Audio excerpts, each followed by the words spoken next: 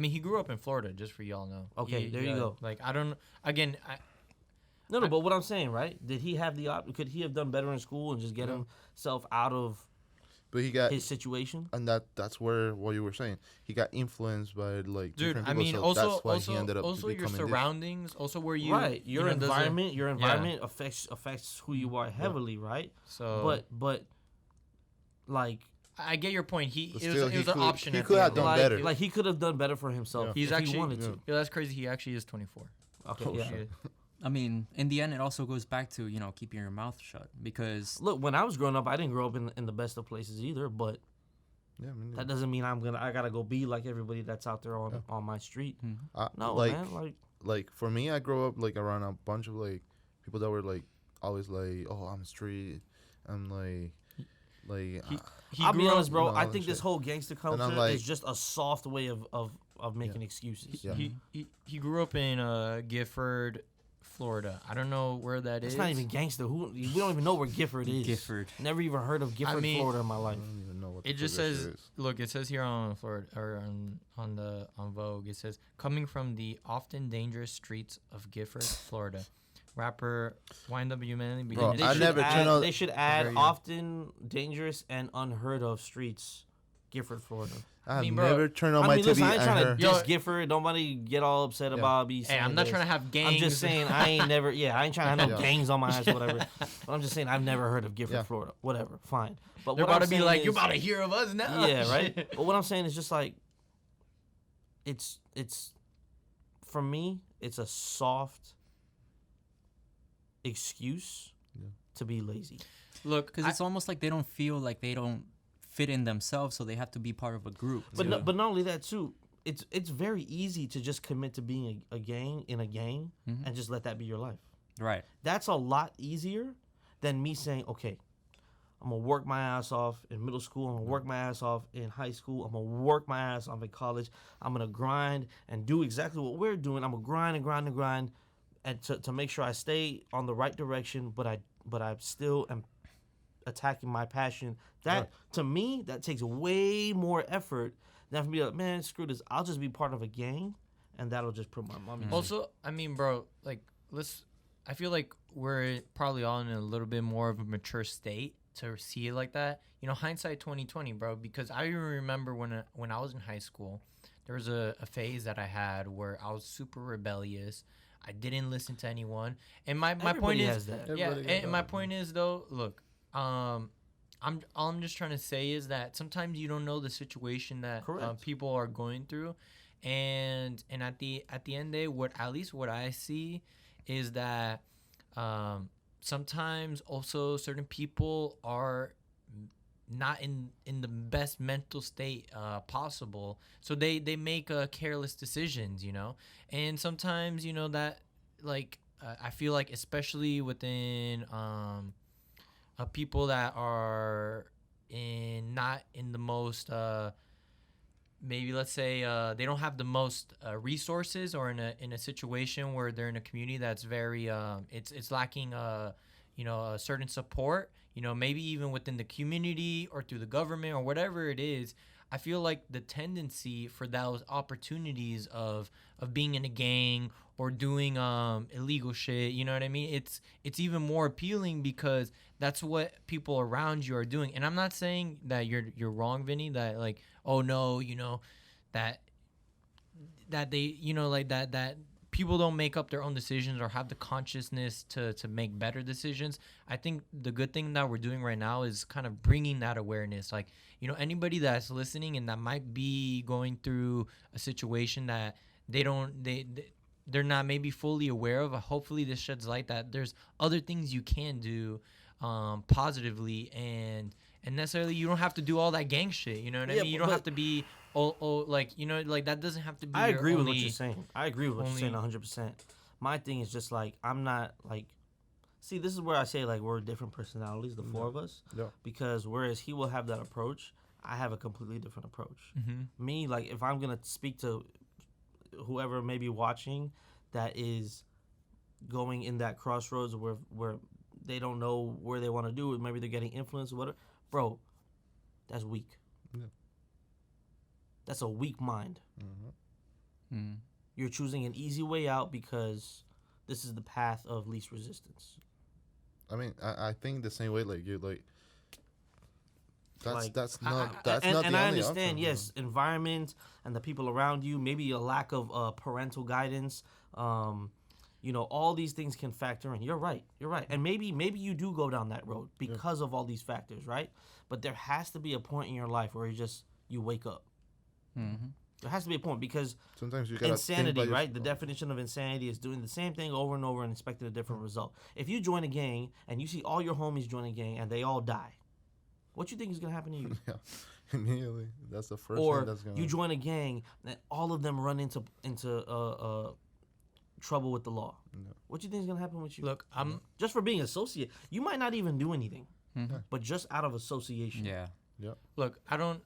I kind of have to disagree on Like- where you say it's a weak mind. I just think that, and the reason I disagree with that is because, don't get me wrong, people have to, at a certain point, you have to take accountability for your situation and for what life brings you. But on the other hand, I feel like at the same time, people don't even have that self-awareness, you know what I mean? And sometimes it's the best way I can explain it is that there might be certain situations where you might be willing to learn and maybe not, and every person is going to be different. So I'm not the one to judge, you know. Thankfully, I was a person that was able to kind of be aware and change, you know. But I can only speak from my experience. But I know there's a bunch of other people that are going to be ignorant and hard-headed and not being willing to listen. But that's what I'm saying. I'm not judging someone for falling into this lifestyle. I'm not judging you for that. What I do judge you for is if you are able to recognize it and you choose to stay. Mm-hmm. That's where I'm gonna judge you. Yeah. So if you okay, when you're young, you fall into this lifestyle and it takes you down the road that you don't want to go through, but because you were influenced by all these different factors, cool. I understand that. I get that, and I don't blame you. But if when you're 24 years old and you have the ability to self-analyze and see your situation and who you're around and the activities that you're doing and all of these things, and you still can't be like, man, nah, let me not do this. No. That's where I judge you. Right. Now, again, for the going back to the Melly case, I stick by what I said. If they don't have sufficient evidence to prove that he did whatever it is that he is accused of doing, then he should be a free man. I mean, at that point, it's not about your background, bro. At that point, it's about what you think, like what you want to do with your life. Like at that point, if you don't get out of it and you're 24 and you already like like just somebody make a that choice. can Like, reason. it's just about growing up. Yeah. If you can grow up and figure out how to self-analyze, then cool. If you can and you're kind of just clouded by the lifestyle, then I don't know what to tell you. I know this might be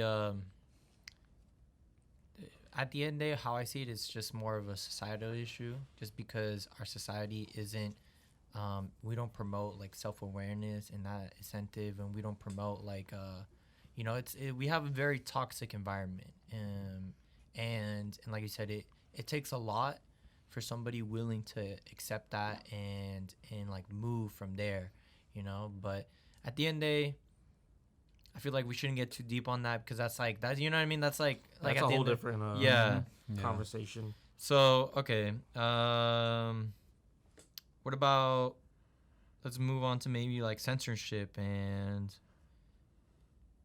how watered down the music industry. All right, is. I think you could segue that one. All right, so I mean, we can talk about different things, but one of the things that I've been noticing lately is especially the loudness wars, which kind of started back in the late 70s, early 80s. But if you look at the different waveforms of actual music tracks from then until now, you can see that everything has been boosted and there's rarely any dynamics left. Yeah. And that's the thing, like tracks can't breathe now. Now it's all up in your face and everything. It's not the same as it was before. I mean, especially with all the technology and compressors, everybody wants to boost everything. But at some point, it's like. But why do you think that happened? Like, why is everything I would gotten say, louder? in my opinion, I would say that's because like Technology. technology, and not just that, but like people likes like nowadays, like kids, like when things are like loud and boomy, and then you just feel it, like in your body like that. That's what I think. I'd have to kind of agree on that. I mean, people, yeah, especially, when it comes to like bass or drums, that's one of the things that people are putting more in your face, and the vocals as well. It's mostly with pop. Like, I'm not gonna say that everybody's doing. There's probably some producers out there who still keep their dynamics and stuff like that. I mean, but you also got like some music, like trap music that people be making right now, that like it's like heavy bass, like But I say in the end, it all condenses down to the drums are technology distorted, all that. and preference, what people want to hear on the radio. Well, I think maybe we should kind of like go a little bit into the history of like the loudness war, because from my understanding, at least regarding the loudness war, is that first there's like a certain dynamic that we would have on records and music that that technology we wouldn't be able to do when we had a vinyl, or how they first recorded music. And now with the advancement of technology, and how music has been displayed, people think that louder is better. Like people have that perception. Oh, if it's louder, it's better. So then if you look at like videos online right now, like you go anywhere on YouTube and you put like how to master a song, how to mix a song, like all these people are gonna tell you, oh, you want it to sound about this level, so that it's as loud as possible, as punchy as possible, and all that shit. That's also another thing. People sometimes get information from the wrong place, so they think that's that's tried and true and whatever. But also, talking about technology, most people these days are listening through cheap headphones. AirPods. They're listening from their phone speakers. That's what I was gonna say. Was the fact that I think headphones has a big part to play in it, because now it's like, well, okay, I have it on my ear, but like, let's say I'm talking about before noise canceling headphones. Like, you would go, and because you don't want to hear everything else, what do? You just turn up the volume. So like I think progressively, as you get more accustomed to those higher decibels, naturally now, even when we're here in the studio, we crank that shit up, and you know what I mean, like it's booming, like that. And the age old advice is what, like, mix at low, easy listening. You get ear fatigue real quick. Exactly. So and also regarding the loudness war, I feel like now it's kind of stabilized a little bit more.